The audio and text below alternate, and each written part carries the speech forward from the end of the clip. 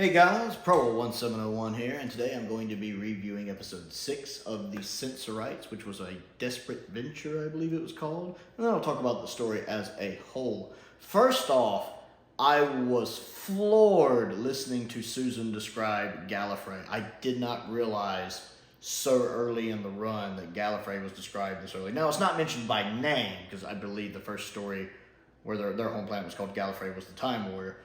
But she describes it with the burnt orange sky and the leaves are silver, which of course to me is very reminiscent of Tin's conversation with Martha at the end of Grimlock when he talks about, that the sky was like burnt orange and the leaves were silver, and when the light hit them they would shine. I never realized that was being pulled directly from the Sensorites. I never realized this early in Doctor Who's run that they were already kind of describing what Gallifrey looked like with that burnt orange sky and the silver leaves. That was a cool moment for me. I'm not gonna lie. I was like, ha! That was really cool. I like that. I was continued to be, that is an odd sentence. I was really impressed with Susan in this story. This is one of the best stories to utilize Susan. And I bet Carol Ann Ford enjoyed that. Because Carol, a lot of times, it's not her fault. Just Susan is just written badly. She's clumsy, she's always hurting herself needlessly, she screams a lot, she panics, she's whiny. But not here, she's utilized well. She gets a lot to do, she gets to use kind of her telepathic power. She actually gets to be an unearthly child here. I like that. She has her first argument with her grandfather. She shows some adult initiative. She takes some risks. She doesn't complain. She doesn't whine.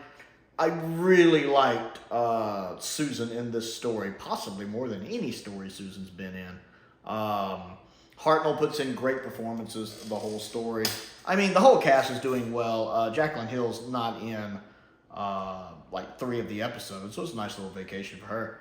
But what little bit we have of Barbara is fine. I do like that she gets to come back and do some at the end with her and Susan working together to communicate telepathically. That's pretty cool. William Russell has some good performances in this, even though a couple of the episodes were him kind of just on his back resting, semi-vacation for him. But Hartnell's done some really good performances. I love the end of the episode of part 6 when Ian makes that snide little comment about the spaceship. Well, at least they know where they're going. Are you trying to imply I don't? You think I'm an old fool, do you? The next place we go, I'm dropping you off there, and that's fine. I don't know why. I love how even though Hartnell's doctor softens, he still has that little to him. I did enjoy that.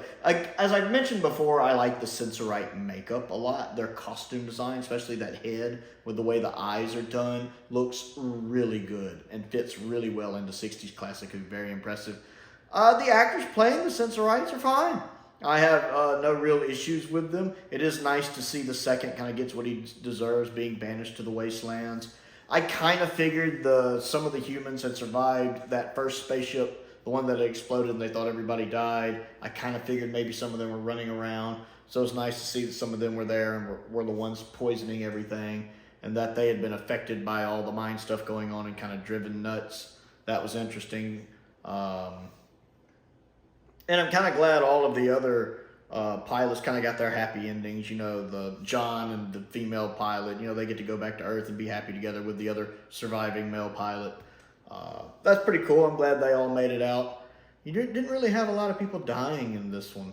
I mean, you kind of had the original second die, but I think that's really about it. The story to me is fine on first watch. Part of what was driving it was what's going to happen next, what's going to happen, how is this all going to resolve. So on a rewatch, I don't think I'll be as engaged with it. It does kind of go on at 6 parts. You do get the nice change of setting in episode 3, a little ways into episode 3 where you move from the ship to the planet. But then, of course, then you spend almost 4 episodes on the planet. It is a little overly long. Even at 5 parts, I think it would have benefited better. But just on first watch, I did like it. I like seeing everything play out. The Doctor, of course, scratching to leave marks so they know where they were in the aqueducts. Which is, again, like, Theseus in the labyrinth and stuff, or instead of string, he's just leaving marks.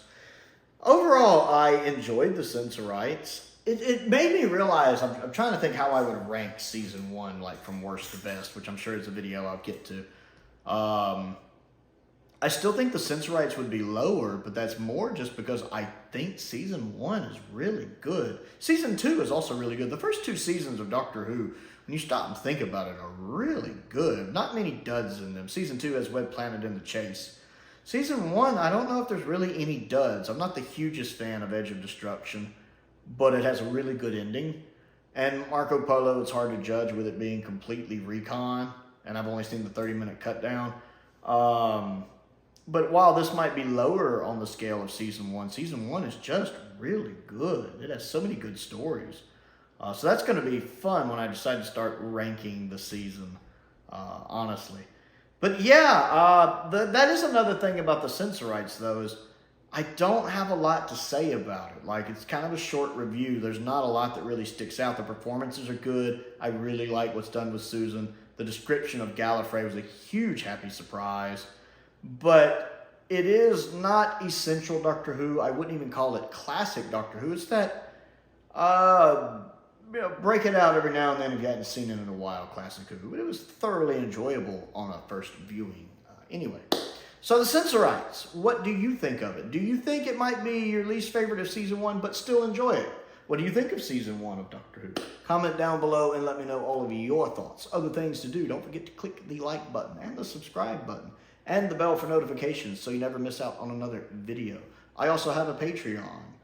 That does help me pay the bills, so if you would like to contribute to that, there's a link to that down in the description below. I want to give a shout out to some of my top tier patrons. My mind just went blank.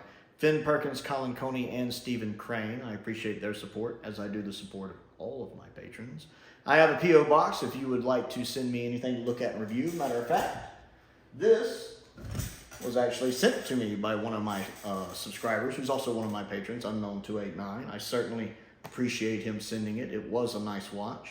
And I have officially seen every complete episode of Classic Doctor Who. The only ones I haven't seen now, which is 8 stories, are at least partially missing, most of them completely missing. I think 3 partially missing, 5 completely missing. I've now seen all of the complete stories. That's interesting. So I'm looking forward to seeing the rest of them.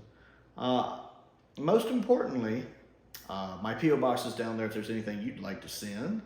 And a link to my Amazon wish list is down there as well. And honestly, can't talk today.